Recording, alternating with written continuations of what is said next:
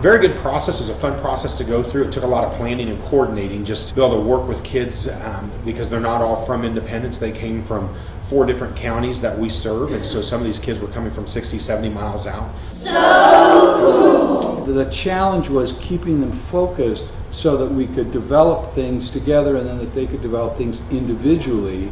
And the approach was to kind of look at what their program was and try to use their program as kind of a dramatic model, in part at least, for what the stage performance was that we created. The first day when we started talking to them, they were like deer in the headlights. They didn't really understand it. They weren't sure what was going on and what we were asking from them. A big part of our goal was to think of drama, of being too dramatic as maybe being a good thing, and as maybe acting out could also be a good thing. But as they got involved, I remember going in the first day, just that very first day, and I walked in the room and about 11 kids in there, and all of them's head laying on the desk, and I think they were about to fall asleep. And I went back about an hour later, and all of a sudden the energy was totally different. The kids were engaged with Craig as the playwright, really excited, and you could just see the enthusiasm and the longing just to be able to do these things that we've been talking about. They wrote the entire script.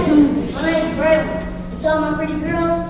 We went through a variety of exercises, including talking about literature and talking about writers, not always playwrights, sometimes musicians, sometimes poets, and then none of them were performers, so they all then had to get on stage and actually perform it and read it as well. And I just felt the kids did a really great job.